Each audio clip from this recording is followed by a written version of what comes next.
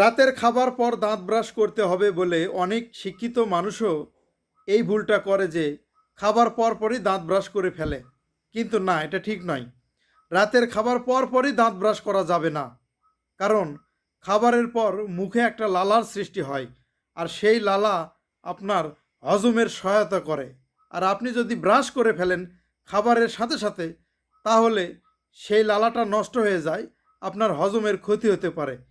তাই বলছি, রাতের খাবার পর দাঁত ব্রাশ করবেন ঠিক আছে, কিন্তু সেটা করবেন শোয়ার আগে।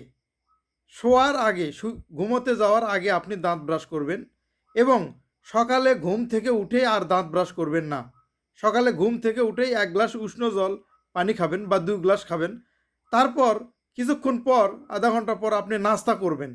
নাস্তা খাওয়ার আবার আধা ঘন্টা পর বা 1 ঘন্টা পর আপনি দাঁত ব্রাশ করবেন। অর্থাৎ সকালের নাস্তার আধা ঘন্টা বা 1 ঘন্টা পর আপনি দাঁত ব্রাশ করবেন। তাহলে আপনার সেটাই ঠিক হবে। অর্থাৎ দিনে 2 বার দাঁত ব্রাশ করবেন, সকালে নাস্তার পর এবং রাতের ঘুমানোর আগে। কথাটা মাথায় রাখবেন।